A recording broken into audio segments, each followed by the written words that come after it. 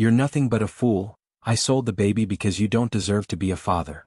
Those words were her victory speech. 3 months later, she sat in the same courtroom, shaking as the judge read the DNA results that shattered her world and revealed the truth she buried under greed and lies. Tell me, viewers, what's worse, losing someone you love or watching them destroy themselves trying to hurt you? Subscribe, like, comment, and watch till the ending to share the interesting to family and friends. I used to believe betrayal had a sound.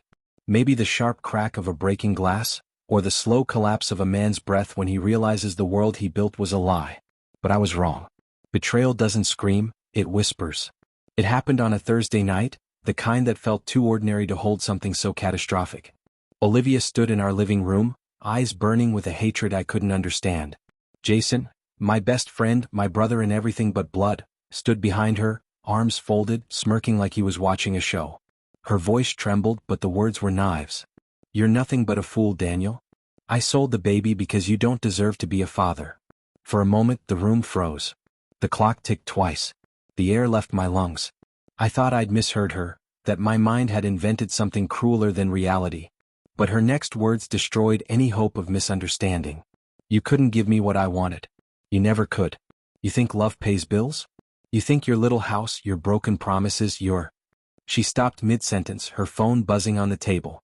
I looked down. A message glowed on the screen. Transaction complete. Funds received. Funds. My knees nearly gave way. My wife had just admitted to selling our child like property, and the man who'd once shared beers with me after work stood there, unflinching. Olivia, I whispered, my voice cracking, you couldn't have. She cut me off with a bitter laugh. I can do whatever I want. You were too blind to see it. You thought this was your child? God, Daniel, you really are pathetic. Jason stepped closer, his grin widening. Maybe it's time you learned what it feels like to lose everything, brother. The word brother hit harder than her confession. I wanted to hit him. To scream. To throw every lie they'd ever told me back in their faces. But I didn't move. Something colder took over. A stillness I'd never felt before. My eyes locked on Olivia's, and for the first time I didn't see the woman I married. I saw a stranger who had planned my destruction long before tonight. The silence stretched. She grabbed her coat, Jason followed, and at the door she turned back with a look I'll never forget. You'll thank me someday, she said softly. You never deserved to be a father anyway. The door slammed. And just like that, my life, my marriage, my family, my sanity, shattered into pieces too sharp to pick up. I don't remember how long I stood there. Maybe minutes. Maybe hours. But I remember the one thought that wouldn't stop repeating in my head. If I was such a fool, then she'd made the mistake of teaching me how to be dangerous. When you've loved someone long enough, you start remembering the lies they told you as beautiful moments. That's the cruelest part of betrayal. It poisons even the memories that once felt pure. I remember the night Olivia told me she was pregnant. She came home glowing, a small white envelope clutched in her hand. I was half asleep on the couch, some late-night football game playing in the background. She shook me awake, laughing, tears in her eyes. It's finally happened, Daniel, she said. We're having a baby. I remember how my heart stopped. How I pulled her close and cried into her hair, whispering, "Thank you, God." But what I didn't tell her, what I'd never told anyone, was that 3 years earlier, a car accident had taken more from me than just my ability to run. The doctors said the internal damage had left me infertile. I had lived with that secret silently. I told myself love would be enough. So when she said she was pregnant, I didn't question it. I wanted to believe in miracles. And for 9 months I did. Now, sitting alone in the wreckage of my living room, her confession echoing in my head, I couldn't stop replaying that moment. My miracle had been her weapon. That night, I pulled out the old hospital report, the one I'd hidden in the drawer for years, the one that said I'd never be a father. I read it again line by line. No mistakes. No hope. Then I looked at the baby's birth certificate on the wall. Father, Daniel Carter. It felt like a cruel joke. The next morning, I drove to the hospital where the birth took place. I told the nurse at the desk I needed a copy of the file. Insurance update, I said. She smiled politely, typed for a few seconds, then frowned. Sir, it says here the father's signature was submitted electronically. But... She turned the screen toward me. There it was. Jason Reed. Every cell in my body went cold. The nurse looked up, confused. Is everything all right, Mr. Carter? I forced a smile. Yeah, just a mistake. I'll handle it. I walked out before she could ask another question. Outside the air felt thin, unreal. Jason. My best friend. The man I once trusted with my life. The truth settled in like poison. The child she sold wasn't even mine. She'd been lying from the start, about the pregnancy, about love, about everything. As I drove home, the sky broke open with rain. The wipers squeaked against the windshield, steady and cold. And for the first time since that night, I felt something strange. Not pain. Not heartbreak. Clarity. She thought I was broken. But she had no idea what kind of man she'd just created. The next morning, I didn't shave, didn't shower, didn't even eat. My mind was stuck on one name, Jason Reed. I kept saying it out loud, like if I repeated it enough times, it would start to make sense. But it didn't. I drove back to the hospital, not as the broken husband anymore, but as a man searching for proof. Proof that my life wasn't just a long-running joke everyone else was in on. At the records department, I told the clerk I needed full documentation. Every form, every scan, every signature related to Olivia's delivery. I expected resistance, but she just nodded, printed a file, and handed it to me. Here you go, Mr. Carter. You must be proud, she said with a soft smile. Proud. If she only knew. I walked out to the parking lot and opened the envelope in my car. The first page was a copy of the birth file, and right at the bottom in black ink was Father, Jason Reed. Next to it, Olivia's digital signature glowed like a brand on my skin. She'd filed the paperwork herself. My hands started shaking. Every memory came flooding back. The nights she said she was working late, the sudden wellness trip to New York just before she announced her pregnancy, the way she'd flinched when I once asked if the baby looked more like me or her. There were always cracks in her stories. I just refused to see them. I put my head against the steering wheel, breathing hard. Then, as I flipped through the rest of the documents, something odd caught my eye. A second discharge summary, signed a week before the official birth date. A fake record. Someone had changed the baby's timeline. That's when it clicked. Olivia hadn't just lied about the father. She had orchestrated everything, the paperwork, the dates, the false hospital entries. And then, as if the universe wanted to confirm my nightmare, I remembered something else. Her old job. Back when we were dating, Olivia worked part-time at a maternity clinic. She knew the process, how records were filed, how babies were registered, how systems could be adjusted with the right insider. It wasn't just deceit anymore. It was a plan. I left the hospital, gripping the file like it was a weapon.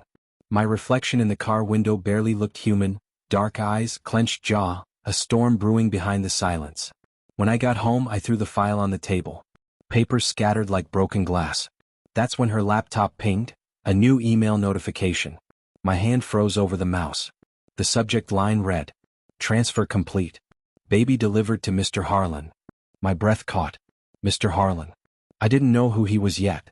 But that name, it felt like the door to something much darker than betrayal. And as I clicked it open, I knew one thing for sure. My wife wasn't just unfaithful. She was criminal. The moment I clicked that email, my pulse started hammering like a warning drum. Transfer complete. Baby delivered to Mr. Harlan. There was an attachment, a receipt, encrypted, password protected. Olivia had labeled the folder simply business. Business. That word alone made my stomach twist. For a few seconds I stared at the screen, watching the blinking cursor mock me. My mind whispered a truth I didn't want to believe. She had planned this. The lies weren't impulsive. They were structured, documented, organized. I tried a few passwords, her birthday, our wedding date, her mother's name. Nothing worked. Then I remembered the one password she always used for things she didn't want me to see, her late father's old badge number. I typed it in. The folder opened. Inside were emails, long threads with names I didn't recognize, coded transactions, and shipping references that didn't make sense for a nurse. Until one subject line froze me solid. Delivery confirmed, infant in excellent condition. The sender, Harlan Holdings. The receiver, Olivia Carter. My mouth went dry. I clicked on the name, and a news article popped up in the corner of the screen. Harlan Holdings executive investigated an international child trafficking case. No charges filed. My chest felt tight. I scrolled down, reading faster. The man in the photo was older, maybe late 50s, with a face that looked too clean for the kind of dirt he was buried in. He was smiling in a hospital lobby, shaking hands with a woman who looked hauntingly familiar. Olivia. I slammed the laptop shut so hard it nearly cracked. My wife hadn't just sold our baby, she had handed it over to a man who profited from stolen children. A surge of memories came crashing back. Her sudden cash purchases, the luxury handbags she claimed were discount gifts, the way she dodged questions about her side work. I thought it was just vanity. No, it was business. For hours I sat in the dark, replaying every detail I'd missed. Her phone always face down. Her sudden charity trips, that lasted all weekend. The way she'd freeze whenever I mentioned the police. I remembered once asking half-jokingly, "You're not selling organs, are you?" She laughed, kissed my forehead and said, "Don't be ridiculous, Danny." Now the joke was on me. I turned the laptop back on and started downloading every file I could. Proof. Evidence. A trail she thought no one would ever follow. As the progress bar crawled forward, I whispered to myself, "You wanted a fool, Olivia. You made one." But I learned fast. Outside, rain started to fall again, streaking down the window like tears from a sky that pitied me. I wasn't sure what I'd do yet, call the cops, confront her, disappear, but one thing was certain. This wasn't just infidelity anymore. This was organized evil, and I was done being the victim. I stopped sleeping after that night. Every time I closed my eyes, I saw that email again, the words, "Baby delivered to Mr. Harlan." I didn't want revenge yet. I wanted answers. The kind you can't get by shouting, only by watching. So I watched. Olivia still came home at the same time every evening, around 8:30, pretending to be tired, kissing me on the cheek like she hadn't burned my entire world down. I played along, smiled, nodded, asked about her day.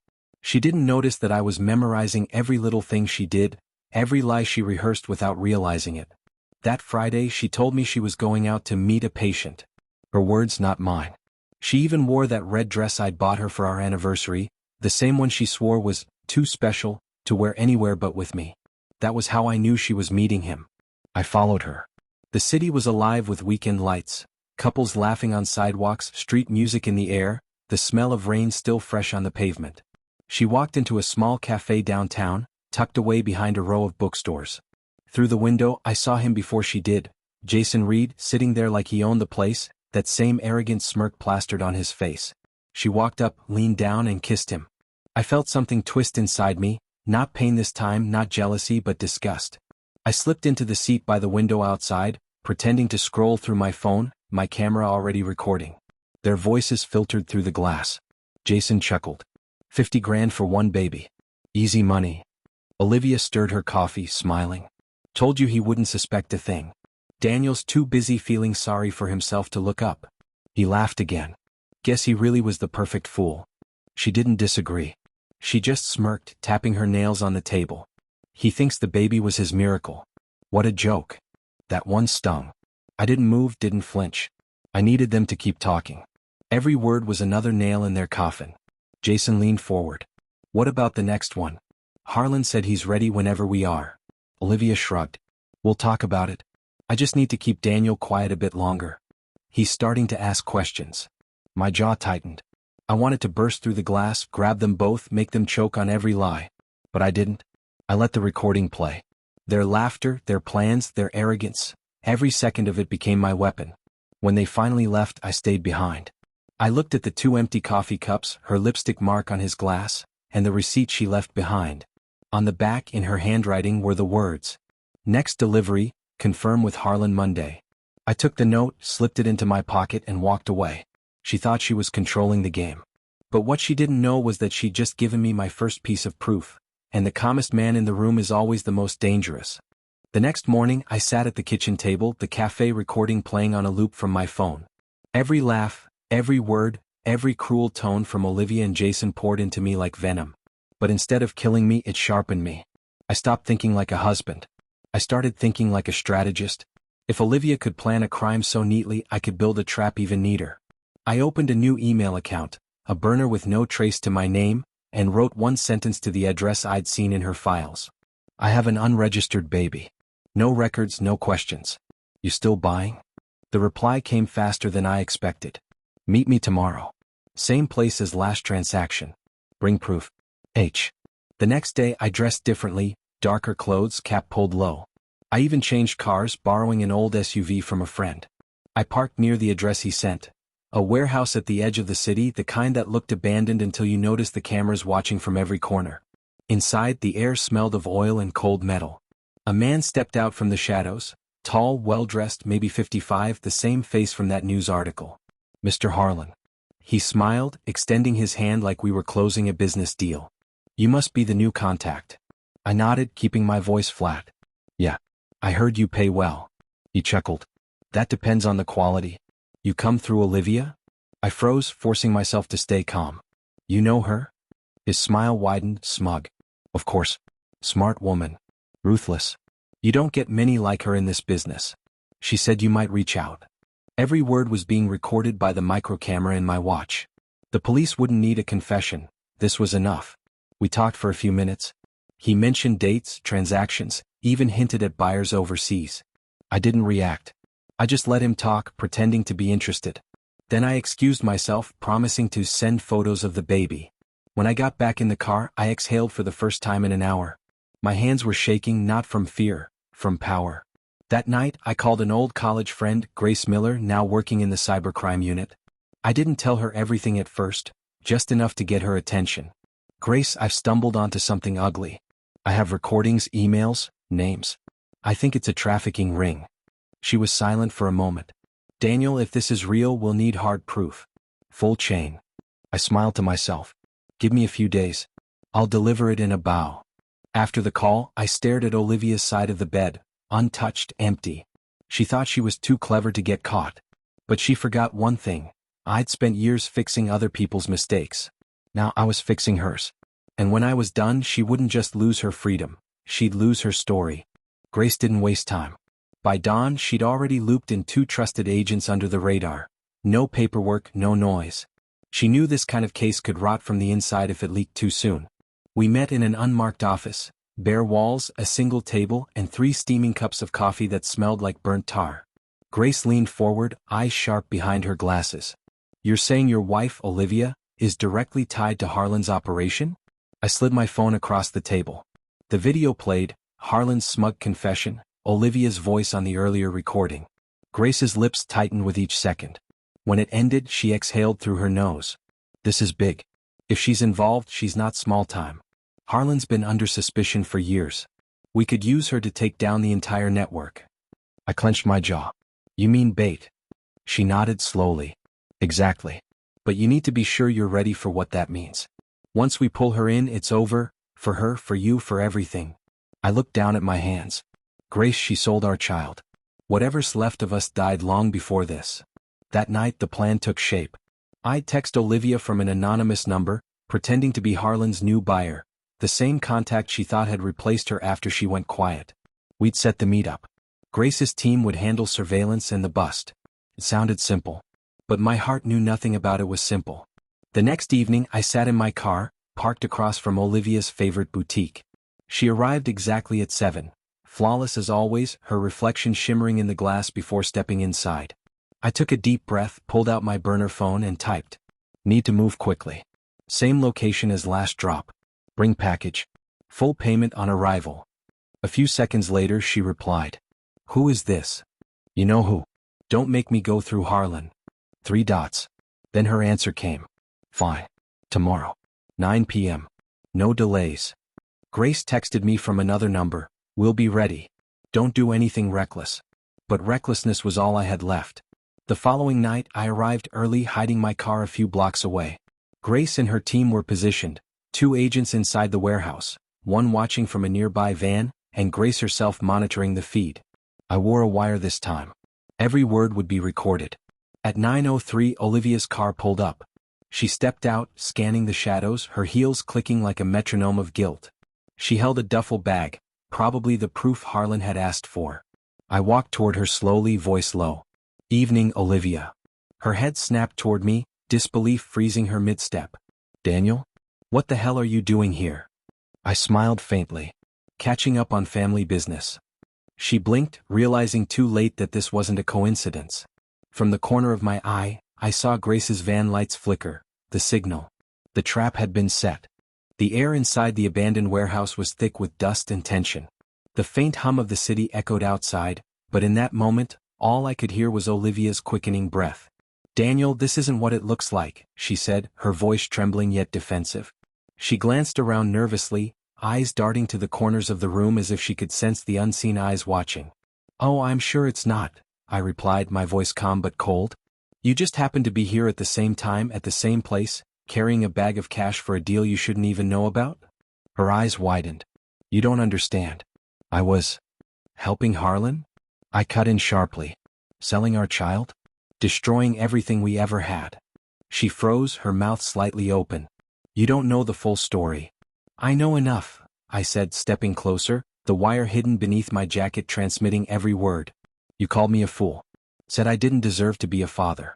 Tell me, Olivia, who deserves to be one more, me, or the man you sold your soul to? Her mask cracked. For the first time she looked small, cornered. I didn't sell our baby because I wanted to, she whispered. I had to. Grace's voice crackled softly in my earpiece. Keep her talking. We need the confession. Had to? I repeated, lowering my tone. You had to sell our child? That's your excuse. Olivia shook her head frantically. It was Harlan. He threatened me, Daniel. He said if I didn't give him what he wanted he'd... She stopped, realizing too late she'd said too much. I took another step. He'd what? Hurt you? Hurt me? Her hands shook as she clutched the duffel bag. He said he'd ruin us. He knew about your debts. The company falling apart. He promised to fix it if I just made one deal. I swallowed hard. It almost made sense. Almost. But the venom in her earlier words still burned in my chest. So you sold our child to pay my debt? Tears welled in her eyes. I didn't know what else to do. You were drowning, Daniel. I thought if I saved you. I laughed bitterly. You don't save someone by destroying everything they love. Her voice broke. I thought I could buy us time. Then Harlan turned on me too. He kept the money. He said if I told anyone, he'd make it look like I was the one who planned it all. Grace's voice came again, low but urgent. We've got enough. Before I could react, headlights flared outside. Tires screeched. Olivia spun toward the noise. No. He wasn't supposed to be here. The warehouse door burst open. Harlan stormed in, gun drawn, his face twisted with fury. You think you can trap me, sweetheart? He snarled. His gaze shot to me. And you should have stayed gone. For a second, time froze, 3 lives colliding in the wreckage of lies. Then the world exploded into chaos. Harlan's gun flashed beneath the hanging light, catching the dust in the air like floating shards of fear. Olivia screamed and stumbled backward, the duffel bag slipping from her hands and spilling stacks of cash across the floor. I raised both hands instinctively, my heart pounding like thunder. Harlan, think about what you're doing. He laughed darkly, the sound raw and bitter. I'm thinking. You think I don't know this was a setup? You've been talking to the cops, haven't you? His eyes darted around, scanning the shadows. Where are they, huh? Where's your little backup team? Grace's voice hissed in my ear. Hold position. We've got him surrounded. Don't make him panic. But it was too late for calm. Harlan's finger twitched on the trigger. Olivia cried out, Harlan, please? He had nothing to do with this. It was me. For a moment, he looked at her, the fury in his face turning to disbelief. You sold me out? She sobbed, shaking her head violently. No. I just wanted out. You promised it was over. Nothing's ever over, he roared, swinging the gun toward her. I moved without thinking. Years of anger and heartbreak burned away into pure instinct. I lunged forward, knocking his arm aside just as the gun went off. The sound was deafening, a sharp burst that echoed through the warehouse. Olivia screamed again, covering her ears. The shot missed me by inches, splintering the wooden beam behind. I grabbed his wrist, fighting for control, every muscle screaming. He was stronger than he looked, years of street muscle, desperation, and rage condensed into one man. The gun clattered to the ground. We both dove for it. Grace's voice crackled louder. Move in now. Move in. A flashbang went off, blinding white light, a ringing explosion. Agents burst in through the doors like a wave. Harlan's body jerked as 2 red dots found his chest, and the next second he was on the ground, hands behind his head, shouting curses that echoed off the walls. I staggered back, gasping as 2 officers restrained him. Olivia stood frozen, mascara streaked, trembling, her world collapsing around her. She looked at me with wide, broken eyes. Daniel, I didn't mean for any of this. I just stared. I wanted to hate her. I wanted to scream. But instead I felt nothing. Just a hollow quiet where love used to be. Grace approached, her voice steady. We got him. You did good, Daniel. I nodded, though my legs felt weak. What happens to her? I asked quietly. Grace hesitated. She's part of the operation. There'll be charges. But Your testimony could change how hard they hit her. Olivia dropped to her knees, sobbing. Daniel, please. I'm sorry. I thought I was saving us. I looked at her, really looked. The woman who once shared my dreams was now just a stranger drowning in her own lies. You didn't save us, Olivia, I said softly. You buried us. As they led Harlan away, I turned and walked out into the cold night, sirens echoing behind me. Each wail felt like a funeral bell. But this wasn't the end. The revenge wasn't complete, not yet. The trial drew a crowd. Reporters, cameras, strangers, all waiting to see the man whose wife had sold their child and the criminal who'd orchestrated it all. The courthouse smelled of cheap perfume, paper, and tension. It had been 3 months since that night. 3 months of depositions, sleepless nights, and endless questioning. Grace's team had cracked the network open. A dozen arrests, millions in dirty money seized. Harlan's empire was ashes. But Olivia, she was the one ghost I couldn't shake. She sat at the defense table, dressed in gray, eyes hollow. When she saw me enter, her face flickered, guilt, fear, something almost human. I didn't look away. The prosecutor called me to the stand. I told the truth, every piece of it. How she lied, manipulated, betrayed. How she broke me. I didn't add venom. I didn't need to. The truth was poison enough. Then came the moment. The judge asked if I had anything else to say before sentencing. I stood, pulling a folded letter from my pocket. This, I said quietly, was the letter she left me the night she disappeared. The courtroom fell silent. I unfolded the note with shaking hands. You'll never understand why I did this, Daniel. You're too weak, too soft. You were never meant to be a father, not to my child. The words hung in the air like a curse. A few people gasped. Olivia's face turned white. Then I pulled out a second envelope, sealed, clean, stamped by the Department of Child Services. This, I said, is the DNA test that proves our child was never gone. A murmur rippled through the courtroom. Olivia's head shot up, confusion twisting into horror. Impossible, she whispered. That's not true. I saw. I looked straight at her. You saw what Harlan wanted you to see. He faked the adoption papers, the cremation records. Our baby, my child, was recovered 2 weeks ago during the raids. The judge's gavel struck once. Order. Olivia's voice cracked, trembling. Daniel, please tell me where. I cut her off. You don't deserve to know. The silence that followed was deafening. Even Grace, standing in the back, looked shaken.